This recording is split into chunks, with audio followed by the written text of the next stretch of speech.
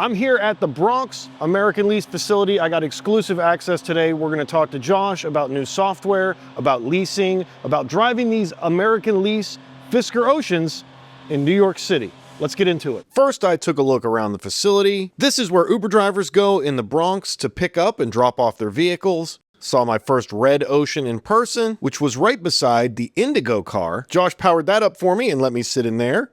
This is the demo vehicle for the Indigo Flo. As you sit with the central driving position with the doors that extend outward like this is going to actually be on the production vehicle. Wow. That's really easy. That was built to give commercial drivers the ability to get in and out of the car on either side, right, depending on which side of the street they have going. And the layout will be completely flexible. These seats in the back will be able to get moved up, down, be able to have a wheelchair ramp back there. Seats will be on a track. We think this is the perfect form and format for the for-hire vehicle industry, and just a really cool driving experience. The driving experience is going to be so good because you're in the middle. For passengers also, everything's glass all around you. Yep. Yeah. Yep. Wow. Plenty. I mean, the headroom's unimaginable. Yeah, you can walk into this thing from the back.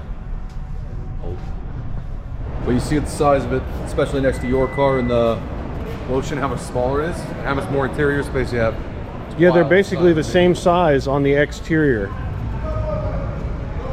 Yeah, this is my vehicle, and if you look, it's just no bigger. The dimensions are insane for the amount of interior space. Everything is in the hub. It's all down here in the wheel hub. And then we hit the FDR in a barely driven latest software version of the Fisker Ocean 1 for a little back and forth interview. So Fisker launched at the end of 2023 with the Ocean, intended to be a mid-sized luxury SUV with top trims having a range of up to 360 miles. Which is a lot. Which is tremendously a lot for electric vehicles. And on paper, it would look like the perfect New York City cab, as New York City is starting to transition over to electric vehicles, but it was incredibly expensive, so it was never on our radar. We've always been a Toyota shop, and the Toyota BZ was going to be the electric car that carried us into 2027 or 2028. Okay. The issue with the BZ is the range. The car is great itself, but the range was always a little bit deficient, and the charging was very slow. Toyota's remedied that for the 2026 model. It's got better range and faster charging speeds, but it led us to the conversation of what vehicle should we be buying in 2025 and 2026. Hertz was in the process of getting rid of a large quantity of their used Teslas that they took a bath on as far as residual. That was likely going to be our purchase target. And then we saw the article about Fisker's financial problems and how Henrik's house was listed for more than the market cap of the company. There was a time. There was a time. And yeah, we put in an inquiry with Fisker, and we started talking and negotiating, and I don't think we need to rehash the entire bankruptcy process, but finally here we are, and we're in a licensed New York City livery car right now, driving down the FDR, and it's really cool. We have well over 1,000 cars on the road right now. Our customers love it. The car is something completely different. Most of their customers are giving them tremendously positive feedback. They're sitting in these nice cars with these cool looking sunroofs, and they're having a significantly upgraded experience versus just sitting in the back of a standard Camry or a Tesla Model 3 or some of the normal cars that are doing the TLC work in New York City.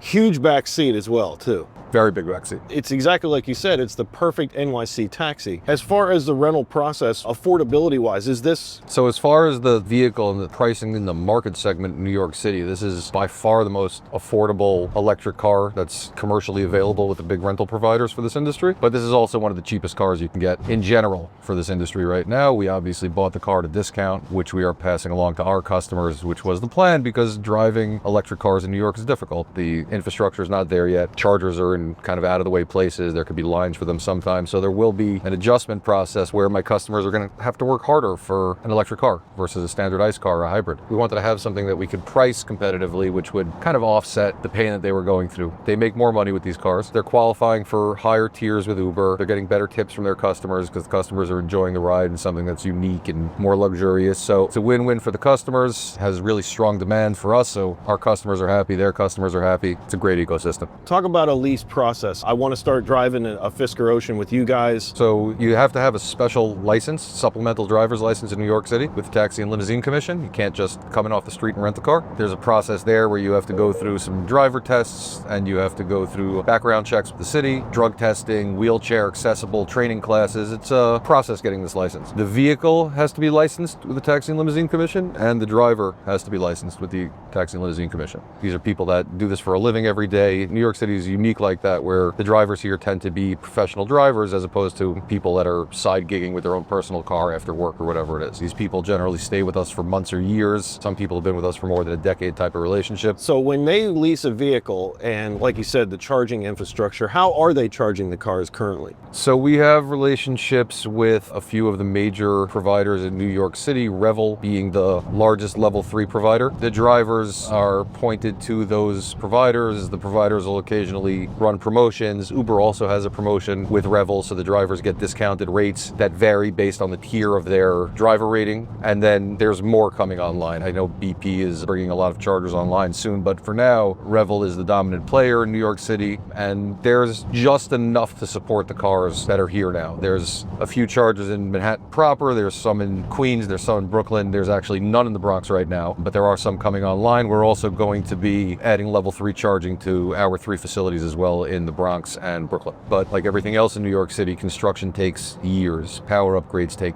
many years. So at best, we're a year and a half to 2 years out from our first site going live with level 3. Where do you think this goes? What's the shelf life of an Ocean, and where is American Lease headed? So we're heading 100% electric by 2030. Everything is going to have to be electric as far as the cars that do Uber trips, and we're driving behind one right now, this Highlander here that has this T-plate with the TLC on the bottom. That's Taxi and Limousine Commission. All of those cars, there's around 115,000 of them, have to be electric by 2030. We are planning on being fully electric by 2029, so we're ahead of the curve. We are hoping that the Ocean has a 5-year shelf life. We generally try to run our cars to around 200,000 miles. The cars do on average around 35 to 40,000 miles a year, so it's right about where we want to land. We think that we have the know-how, the part supply, and the inventory to be able to do that. I think it's a pretty realistic goal. But again, with everything else, it all depends on the battery life and how many charge cycles it can live through, so we will see. Yeah, you will definitely test them. You will find out. We will find out what CATL put into these things and how durable they are. But again, CATL is a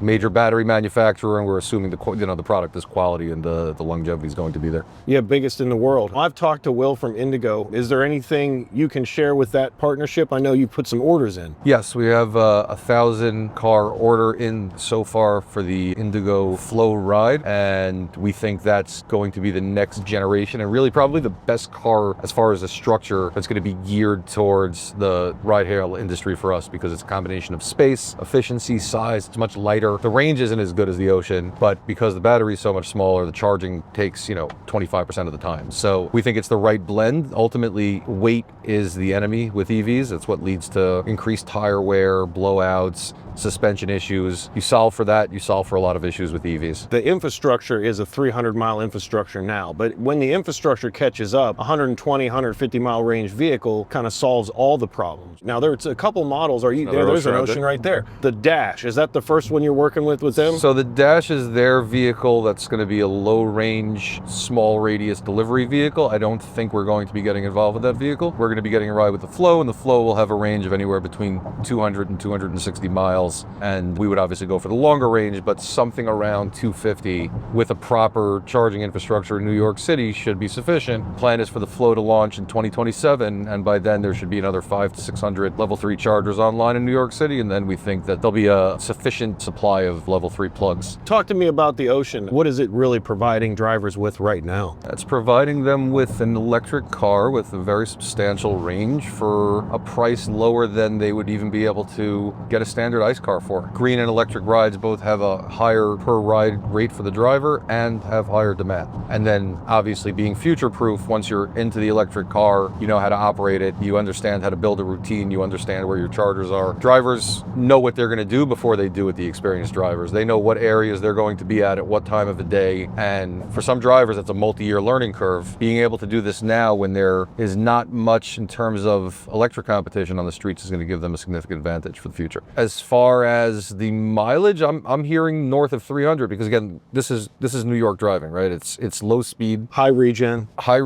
low speed. You'll see, you know, well over 300 during the spring when people aren't cranking the air conditioning or the heat. But even now, you're never really moving that fast. It's a lot of stop and go, and the range is good. Even the BZs that we have in the fleet are getting closer to their full like 230, 240 mile range when you're driving it around in New York. This is like the perfect driving condition for an EV. Generally speaking, this can go easily 2 days for drivers. Our guys are putting on average 110, 120 miles a day. And that's really, really important to think about because gasoline vehicles, when you're running HVAC, they're always on. They're crushing your gas mileage when you're sitting like this. And the EVs are almost the opposite, right? Yep. When you're talking about repairs, obviously you're in New York City, a lot of damage is going to happen. How is the repair thing working? Is that all in-house? It's not in-house in the sense that we are the same entity as the repair shop, but we have our affiliate repair shop that basically does all our work. We're their biggest client, and they're at this point deep experts in the ocean. They've been fixing hundreds of these cars for us. They've been doing all the recall work, which is available to the public also in New York. So water pumps, door handles, common failure items. They're also a collision shop, so they can fix accidents as well. We have a really large quantity of parts coming in from Europe over the next few weeks, and we've gotten a large warehouse which will serve both our cars and the other cars that are in the United States. So you touched on that. Obviously, you guys have several thousand Oceans, and then there's the owners. What is an owner going to do? Let's say they go with the service where you guys get the cloud and all the new updates. How does an owner go about getting their car repaired, let's say if there's a problem, or even just the recalls? We will have a network of shops. We have some in place already. There'll be more that are coming on board that are what we're calling certified shops. We're doing this in conjunction with the Fisker Austria entity that's surviving from the bankruptcy there that owns all the parts and all the liability and IP for the vehicle on the road. There's a split of like which entity owns which IP. Like design files belong to the US-based IP holder, and like the liability of the car manufacturing itself belongs to the Austrian entity. So we're doing this together with them. We'll have part supply available in the United States that will be available to purchase from the certified shops, which will be able to order them as needed for their customers' cars across the rest of the country. What about shop certification? How's that going? How does a shop get in touch with you to do that? Shop could email OV Loop. They're doing the distribution for the fast tools, and they're doing support for when shops have questions about engineering for repairs or how to use the fast tool or fast tool support directly, which will have the support of the engineers on the software side and the hardware side. Do we have any active now, or are they in process? Yeah, there's a handful of shops that are already set up. We are handling the recall for the trustee. We have a whole bunch of checks that are going to start to go out over the next week or two. We've been going through every email one at a time for the people that have had work done. So refund checks are going out very shortly, and people have been scheduling appointments. We're starting with population density first. So Waco, Texas, LA, and I believe Georgia are online now, and people are getting emails to schedule recalls, and we'll whittle down by population size and work down from there. We're also going to have people come to the same shop we use in New York, and we're going to bring on some former mobile techs that are also going to be able to help us out with this and schedule people as quickly as we can for the recall work that has to be done. I think that's a pretty good recap of what's going on, and I appreciate it, Josh. Thanks a lot. Absolutely, Adam. Thanks. And of course, I couldn't leave the facility without checking out the CarPlay on the upgraded Ocean. Yeah, I remember this is it's all demo software, so this is not the absolute finished product, but it gives you a good idea what's here. So we're going to go here.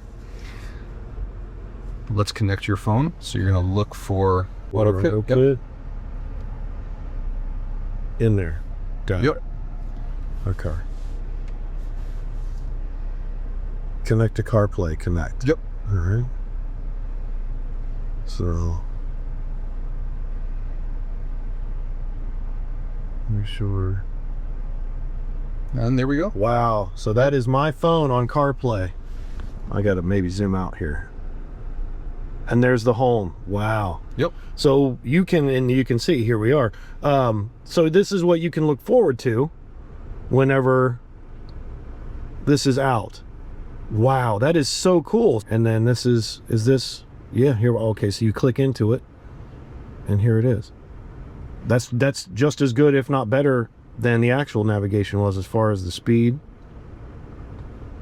A little choppy, but I can sacrifice choppy for having 17 inches of New York streets here. This Yeah, and this is also not the finished product. Right, yeah, This is just a demo software, but for a demo, it's working really well. Oh, it's wonderful. And then your home screen is right here.